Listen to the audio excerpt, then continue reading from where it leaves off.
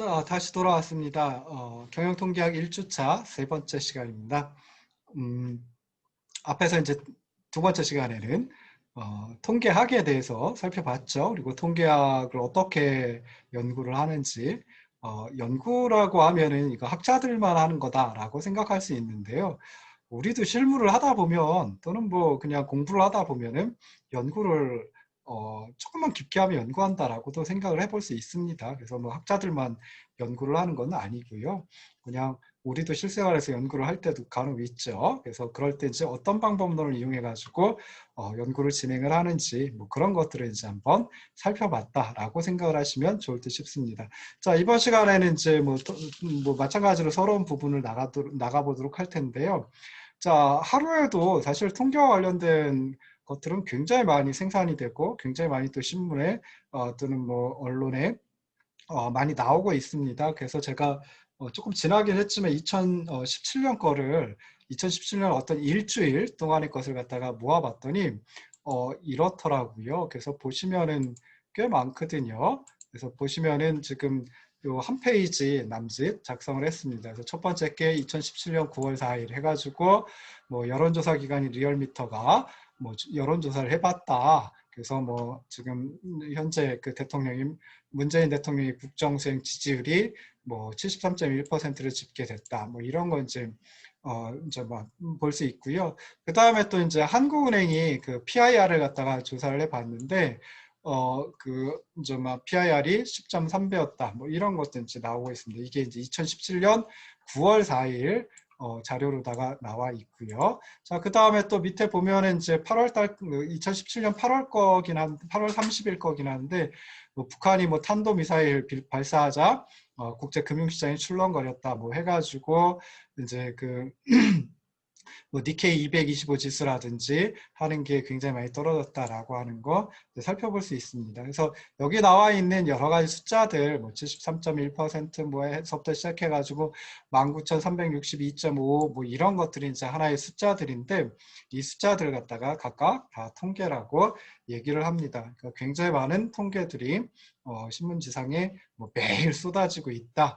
그러면 이제 이런 통계들을 갖다 어떻게 이용해야 되는지 뭐 살펴봐야 되겠죠. 그래서 어떤 분야에서 이용을 많이 하느냐? 우리가 하고 있는 이제 재무 이론 쪽에서 보면 재무 분석가들, 분석을 하는 사람들은 투자를 권고할 때 다양한 이제 통계 정보를 활용을 하기도 합니다. 그래서 뭐 아까 좀 다른 거긴 한데요. PER이라고 해서 주가 수익 비율, 뭐 배당 수익률, 뭐 이런 재무 자료 검토할 때도 통계 정보를 활용을 하고요. 그 다음에 부동산 전문가들도 통계를 굉장히 많이 활용을 하죠. 그래서 뭐 부동산 시장의 미래를 전망하거나 예측하거나 또는 부동산 정책의 효과를 분석하거나 할 때 그때 통계 정보를 많이 활용을 합니다. 그 다음에 또 이제 회계를 하시는 분들도 굉장히 많은 통계를 이용을 하기도 하죠. 그래서 여기는 뭐 대표적으로 재무 부동산 회계라고 하는 것들만 내보였는데요. 사실은 이거 말고도 뭐 경제 분석하시는 분들도 많은 통계 자료를 확보를 해가지고 분석을 하고 뭐 그런 식으로 이제 통계를 이용한다라고 하는 거 살펴보시면 좋을 듯 싶습니다. 자, 그리고 나서 이제 우리가 하게 될 게 자료입니다. 그래서 자료는 데이터라고 보통 영어로 표현을 하죠. 자료 뭐 또는 데이터 뭐 이렇게 하는데 그냥 자료는 무엇이냐라고 했을 때 표현을 하고 그다음에 해석을 하기 위해서 수집, 분석, 그리고 요약되는 사실과 수치를 주로 수치로 많이 나타나죠. 그래서 이런 것들을 데이터 또는 자료라고 한다. 그래서 자료들을 갖다 이제 한꺼번에 모아놓은 걸 자료 집합이라고 데이터 셋이라고 이제 또 불러주기도 합니다. 그래서 이것도 이제 마찬가지로 자료를 갖다가 해놨는데요. 조금 오래된 겁니다. 2011년 겁니다. 그래서 2011년 8월 24일 주식시장의 종가로다 해가지고 KRX 100 지표라고 하는 게 있습니다. 그래서 100개의 기업 주식으로 구성이 되어 있는데 100개의 주식 다 하기는 어려워가지고 25개만 여기다가 설명을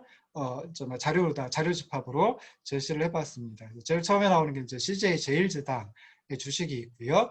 거래가 되는 시장 PI라고 이제 표현을 해놨습니다. 그래서 우리나라의 그 주식시장은 크게 코스피하고 코스닥 두 가지가 있죠. 그래서 PI, 코스피 약자로 이제 PI라고 했고요. 그 다음에 종목 코드 매 주식마다 이제 그 코드가 있죠. 그래서 097950. 그 다음에 주가는 종가 그 마지막 주가가 얼마였냐면 31만 2,500 그 하루 동안의 마지막 주가가 31만 2,500원이었고요. 그다음에 주당 순이익 해가지고 나오는데 주당 순이익은 그 단기 순이익 그러니까 이게 2011년 거니까 2010년 단기 순이익을 2010년 말에 요 CJ제일제당 주식 수로다가 나눠준 겁니다. 그래서 주당 순이익이 49,783원이더라. 그 다음에 자기자본 순이익률 ROE라고 해가지고 자기자본 순이익률 리턴 오브 에퀴티 앞서 따가지 ROE라고 하는데 이건 단기 순이익을 자기자본 크기로 나눠준 겁니다. 그래서 퍼센테이지인데요. 29.08%이다 라고 하는 걸 찾아냈습니다. 근데 CJ제일제당만 가지고 한 건 아니고요. 밑에 보시면 KB금융이라든지 해가지고 KRX 100 지표를 그 당시 구성했던 100개의 기업에 대해서 자료집합을 수집을 해보고요. 그 중에 25개 기업만 여기다 이제 표시를 해놨습니다. 자, 그러면 이제 이 자료집합 가지고 설명을 드려야 되는데요. 자, 제일 처음에 원소라고 하는 개념이 나옵니다. 뭐 별로 중요한 건 아닌데요.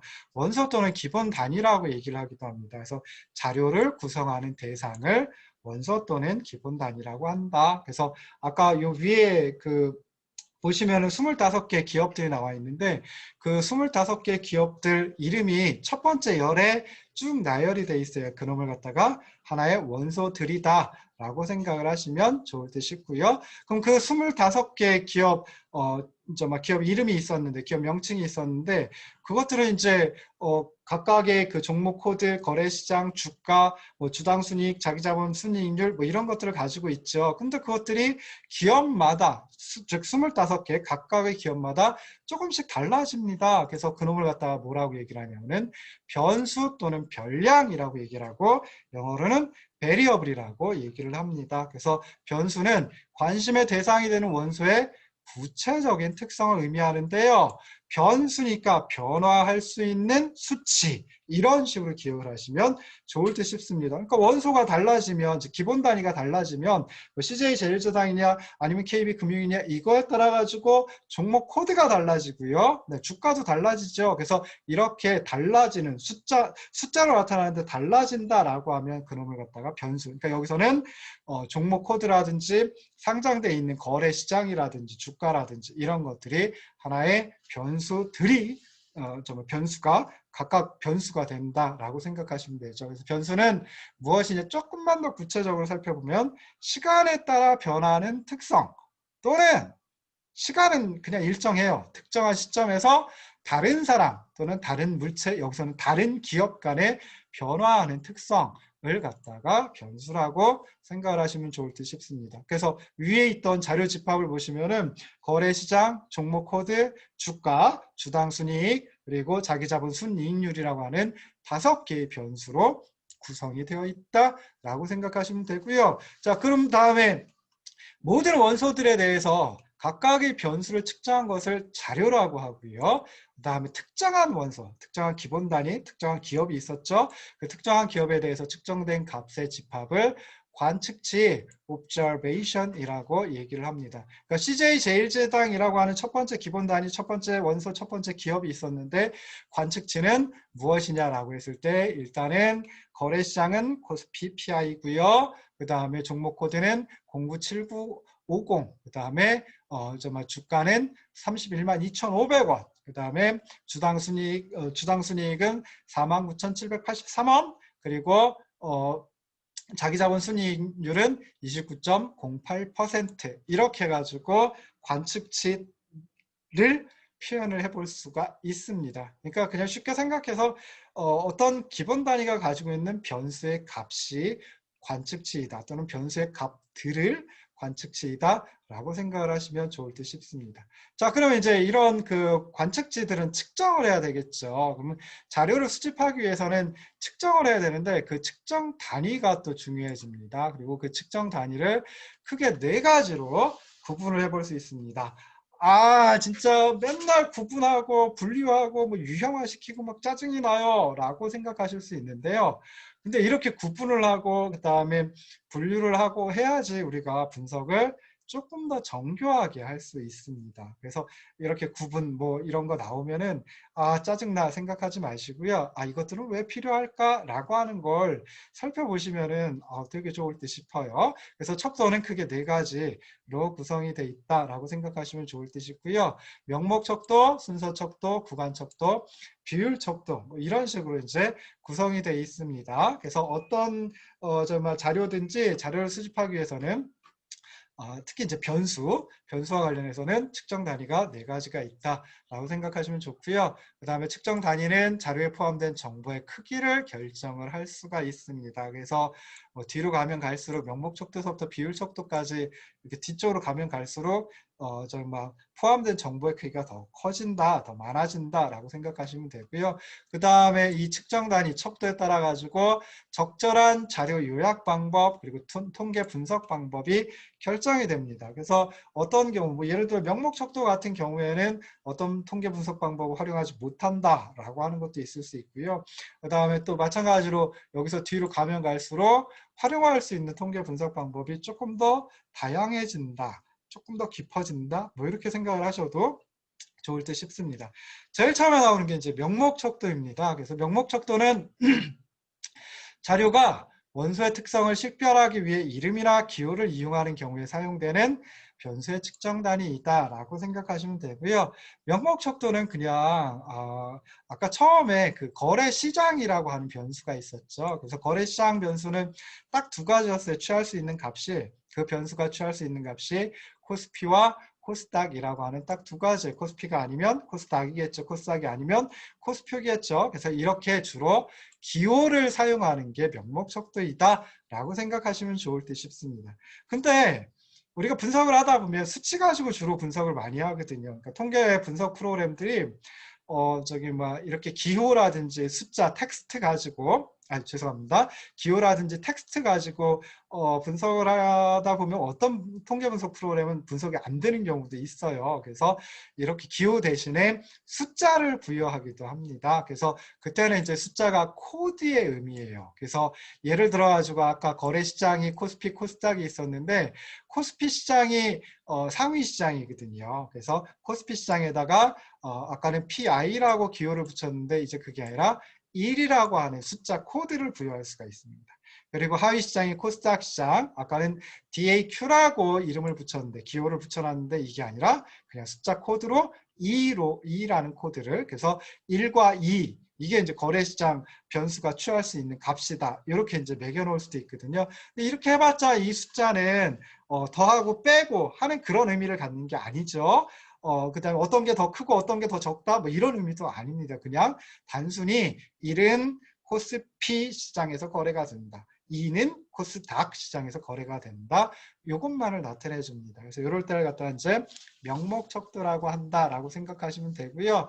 명목 척도 이렇게 숫자를 이용한다라고 하더라도 측정 단위는 그냥 명목 척도이다라고 생각을 하시면 좋을 듯 싶습니다. 그리고 명목 척도를 사용할 때는 수학적 연산, 뭐 사칙 연산 해가지고 나오잖아요. 더하기, 빼기, 뭐 곱하기, 나누기, 뭐 이런 것들도 연산 중에 하나고 그러는데 명목 척도 사용하는 명목 자료 같은 경우에는 같다, 같지 않다 이것만 가능합니다. 그러니까 아까 예를 들어 가지고 앞에 그 자료 집합 데이터셋 다시 돌아가서 보시면요. CJ제일제당 거래시장이 PI 뭐 1이라고 붙입시다.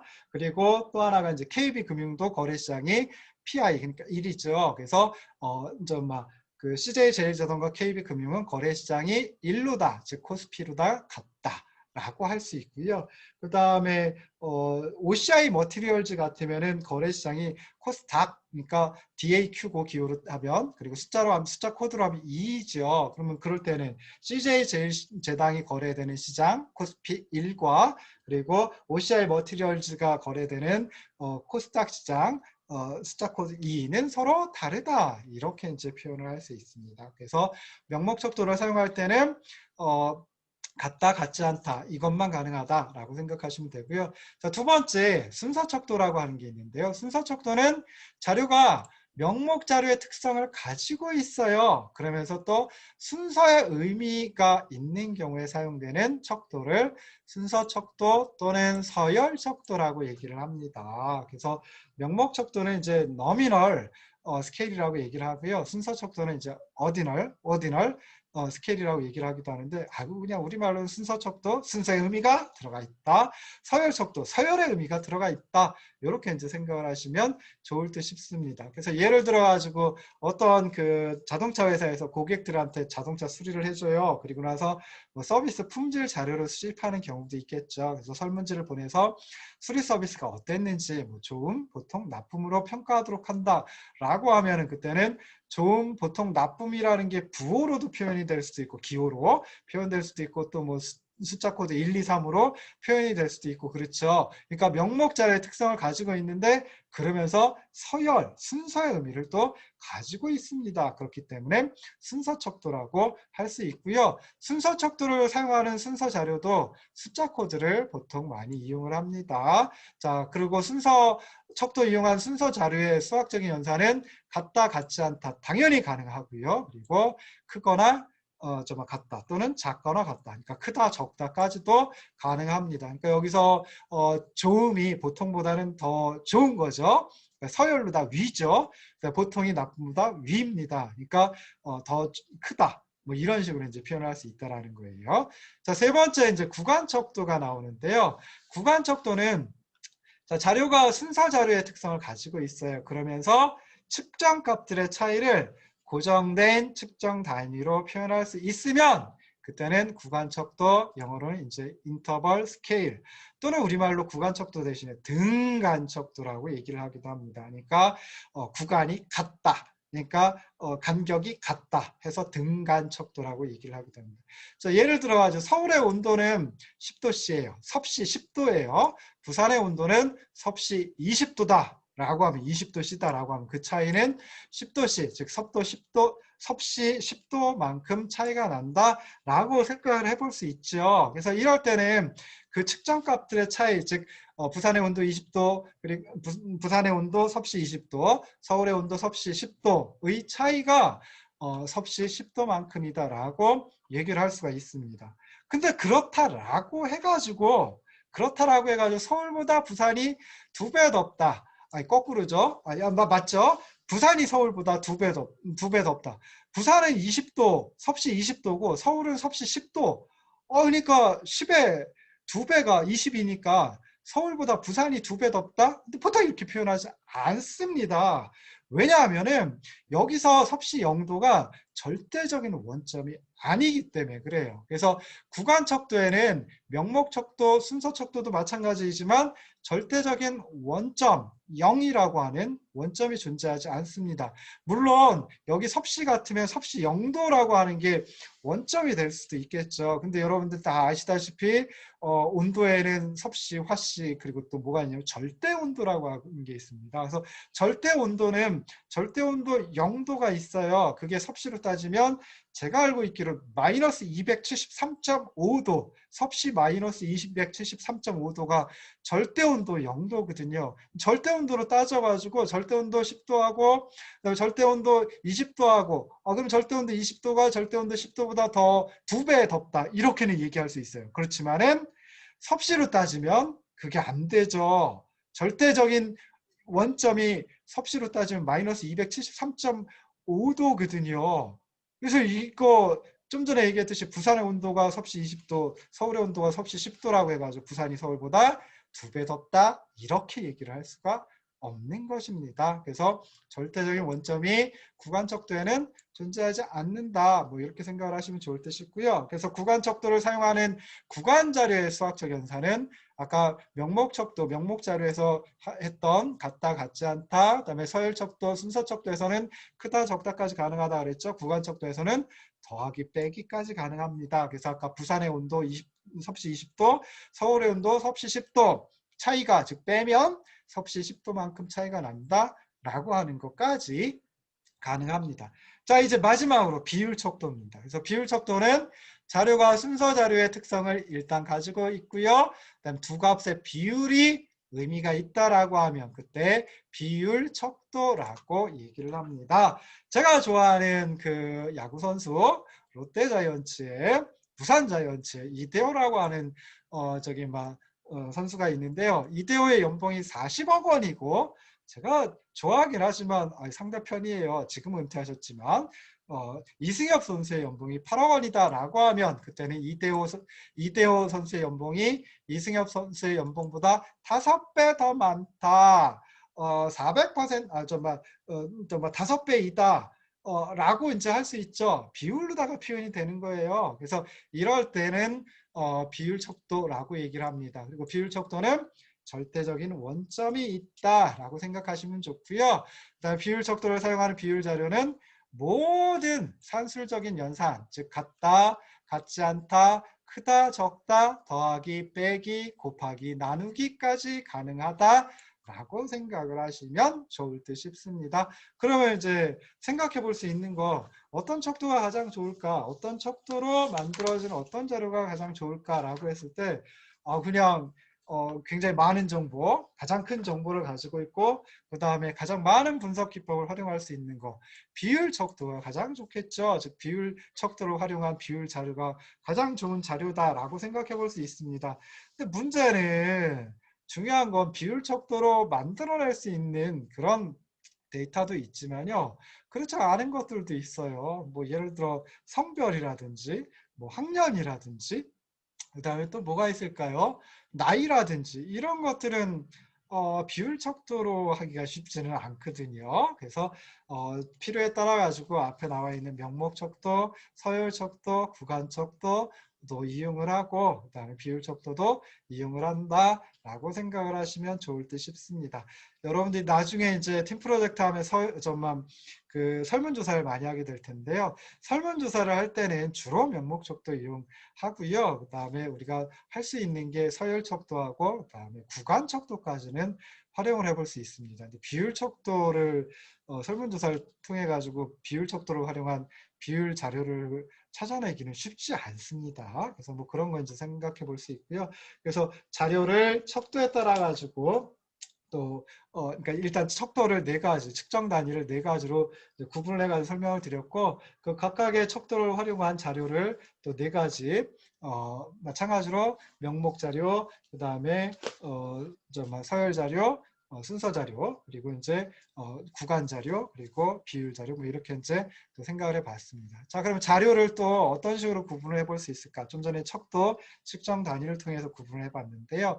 자, 자료를 또 정성적 자료와 정량적 자료 이 두 가지로 구분을 해볼 수 있습니다. 그래서 변수의 측정 방식 또는 관측치의 속성에 따라 가지고 정성적 자료, 정량적 자료로 구분할 수 있습니다. 정성적 자료는 각 원소의 특징을 나타내기 위해서 이름이나 기호를 사용하는 자료를 정성적 자료라고 얘기를 합니다. 아까 우리 그 척도 가지고 했을 때 명목 척도, 순서 척도 사용해가지고 이제 뭐 숫자 코드로 나타낼 수 있다라고 했잖아요. 뭐 1, 2, 3 뭐 이런 식으로 하긴 하지만 그게 더하기 빼기 할 수 없는 그런 숫자 코드라고 했는데요. 그래서 그런 숫자 코드로 나타낸다라고 하면 정성적 자료이다라고 생각하시면 되겠습니다.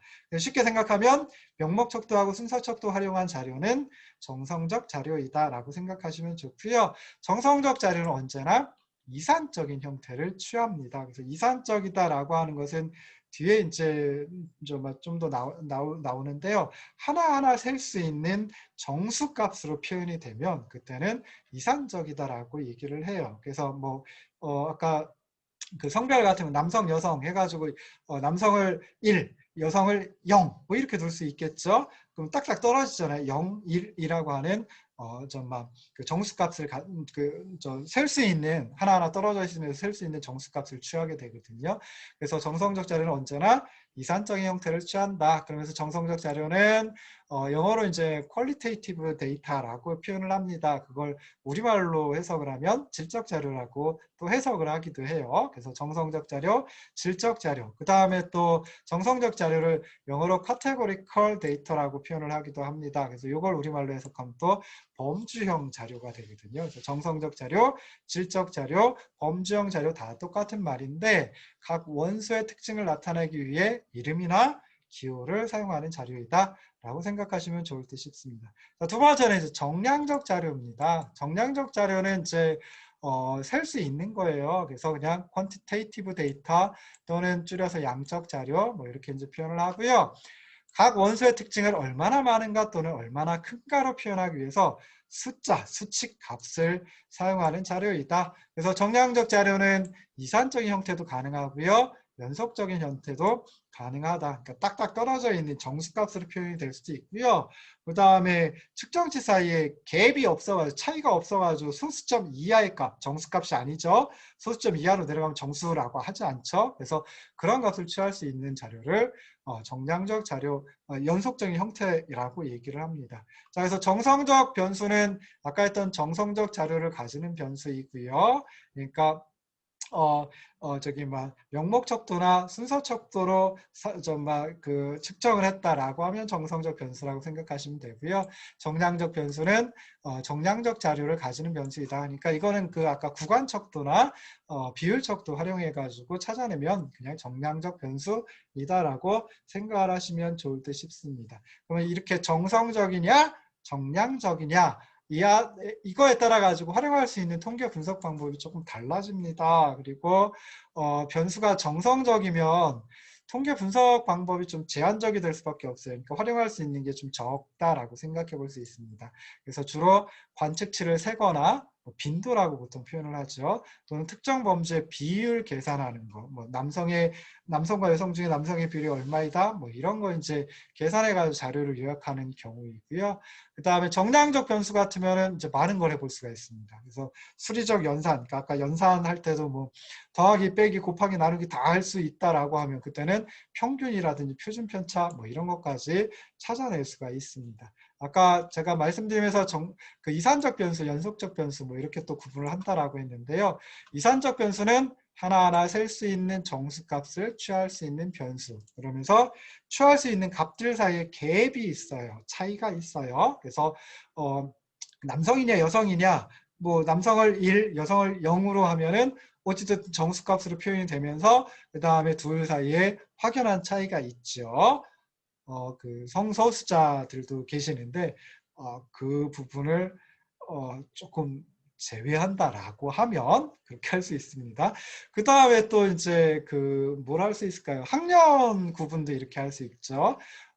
그렇죠? 그래서 뭐 1학년, 2학년, 3학년, 4학년 물론 이제 뭐 1.5학년도 있고, 그러니까 학기가 그렇게 뭐 차이가 날 수도 있고 그러긴 하는데요. 뭐 그렇게 이제 셀 수 있는 값, 셀 수 있는 정수값을 취하고 취할 수 있는 값들 사이의 갭을 가진 걸 이산적이다라고 표현한다. 그 다음 측정치 사이에 갭이 없어서 소수점 이하의 값을 취할 수 있는 변수를 연속적인 변수라고 합니다. 어떤 게 있을까요? 시중 금리 같은 경우에는 제가 지난번에 대출을 한번 알아봤더니 대출 금리가 저는 2.32%라고 하더라고요. 그럼 이건 정수값으로 표현이 안 되죠. 그러면서 2.32 밑에도 또 있을 수 있어요. 2.321%, 2.322%뭐 이런 식의 해가지고 소수점 이하로 무한대로 또 갈 수도 있습니다. 그러니까 이런 그 시중금리 같은 경우는 연속적 변수이다라고 생각해 볼 수 있습니다. 이산적, 연속적 할 때 또 하나 생각해 볼 수 있는 게 여러분들 성적이에요. 성적을 학점으로 준다라고 하면 그때는 예를 들어 가지고 A뿔 A, B뿔 B 해가지고 딱딱 끊어지죠. A뿔은 4.5, A는 4.0 뭐 이런 식으로 해가지고 딱딱 끊어집니다. 물론 4.5가 정수는 아니지만 A, B 해가지고 딱딱 끊어지고 중간에 갭이 있어요. 근데 이제 제가 성적을 매길 때는 0.00점서부터 시작해가지고 99.99점까지 100점은 절대 안 드립니다. 저도 자존심이 있어서 100점을 안 드리는데 0.00점서부터 99.99점까지 만 개가 되고요. 만 가지 경우가 있고요. 그 중에 여러분이 67.27점을 받을 가능성은 10,000분의 1. 굉장히 적죠. 거의 0에 가깝죠. 그래서 정말 이렇게 갭이 없다. 뭐 그렇게 생각해 볼 수 있어요. 연속적이다라고 생각하시면 되겠습니다. 자, 하나만 더 해볼까요? 자, 시계열 자료하고 횡단면 자료 이렇게 구분을 해보기도 합니다. 그래서 시계열 자료는 영어 많이 써요. 타임 시리즈라고 이제 표현을 많이 씁니다. 그래서 시계열 자료, 타임 시리즈 데이터라고 이제 표현을 하는데요. 자, 여러 시점에 걸쳐 수집된 자료, 그러니까 변수값이 시간 순서로 기록된 자료를 시계열 자료라고 합니다. 그래서 연도별로 1인당 국내 총생산, 1인당 GDP를 측정을 해내기도 하죠. 측정을 하기도 하죠. 이거 연도별이니까 1970년서부터 해가지고 71년, 72년 해서 2019년까지 이렇게 기록이 돼 있어요. 그러면 그거는 이제 시점이 계속 바뀌는 거죠. 1970년서부터 71년 쭉쭉쭉 해서 2019년까지. 그래서 이렇게 여러 시점에 걸쳐서 즉 시간 순서로 기록된 자료를 시계열 자료라고 하고요. 연도별 자료도 있고 그다음에 분기별 자료, 월별 자료, 또 어떤 경우에는 주별 자료, 일별 자료 또는 뭐 시간별 자료도 나올 수도 있겠죠. 이런 것들을 시계열 자료라고 한다. 조금 아는 척해서 타임 시리즈 데이터라고 하기도 한다라고 생각하시면 되고요. 자, 그다음 두 번째는 시점은 동일해요. 시점은 동일한데 그런데 정말 뭐 지역별로라든지 아니면 기업별로라든지 아니면 사람별로 측정을 해낼 수도 있겠죠. 그래서 그런 걸 갖다가 뭐라고 얘기를 하냐면은 횡단면 자료라고 얘기를 합니다. 영어로 cross section data라고 얘기를 해요. 그래서 어떤 것들이 있느냐? 아까 1인당 국내 총생산 했는데 1인당 국내 총생산 말고요.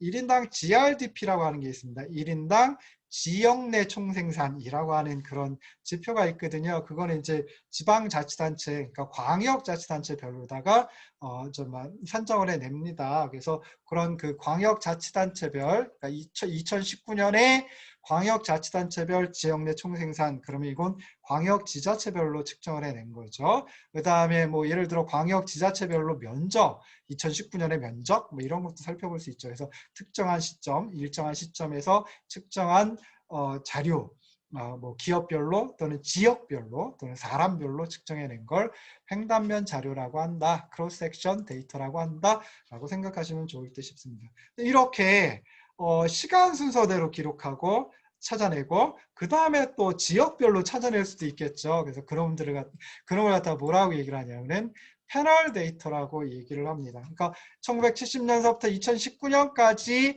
광역자치단체별 GRDP, 지역 내 총생산 다 수집해냈다라고 하면 그거는 시계열 자료이면서 또 횡단면 자료, 그러니까 둘이 복합되어 있는 자료죠. 시계열, 횡단면 복합 자료입니다. 이런 자료를 패널 데이터, 패널 자료라고 또는 뭐 영어로 풀드 데이터라고 표현을 하기도 합니다. 그래서 오늘은 이렇게 해가지고 뭐 강의 소개도 했고요. 그 다음에 이제 그 또 무엇을 했느냐, 강의 어떻게 진행할런지도 강의 계획도 이제 설명을 드렸고요. 특히 이제 프로젝트에 대해서도 조금 설명을 드렸습니다. 앞으로 더 자세히 설명을 드리도록 할게요. 그 다음에 서론 중에 일부를 갖다가 소개를 해드렸죠. 그래서 자료란 무엇이냐, 그 다음에 통계란 무엇이냐, 통계학이란 무엇이냐, 그다음에 자료를 또 어떻게 구분을 해볼 수 있느냐, 그래서 척도에 따라서 구분해 볼 수 있다. 그 다음에 정성적 자료, 정량적 자료 구분해 볼 수 있고, 그 다음에 곁들여가지고 뭐 이산적 자료, 연속적 자료 뭐 이렇게 구분해 보기도 하고요. 그 다음에 이제 뒤에 가가지고 시계열 자료, 그 다음에 횡단면 자료, 시계열 횡단면 복합 자료, 패널 자료 뭐 이런 식으로 해가지고 살펴봤습니다. 자, 앞으로도 이런 식으로 진행을 해 나갈 텐데요. 그래도 잘 들어주시고요. 뭐 보통 들을 때 배속해 놓지요. 뭐 1.2배속, 뭐 1.5배속, 뭐 어떤 분들이 2배속으로 듣기도 하고 그러는데 제가 들어보니까 2배속은 좀 심하더라고요. 그래서 1.2배속 정도면 딱 좋을 듯 싶습니다. 제가 말이 좀 빠른 편이기 때문에 그냥 1배속으로 해가지고 배속 변화 없이 해도 들을만 할 것 같기는 해요. 그렇다고 아예 안 들으시면 안 되겠죠. 그래서 조금 들어주시고요. 안 듣는 것보단 듣는 게 여러분들한테 굉장히 많이 남을 겁니다. 예, 그래서 좀 앞으로도 잘 들어주시면 좋을 듯 싶습니다. 자, 여기까지 첫 1주차 강의를 좀 다 했습니다. 들으시느라고 고생하셨고요. 다음 주차 강의에서 다시 뵙도록 하겠습니다. 건강하시고요. 평안하시길 바랍니다. 고맙습니다.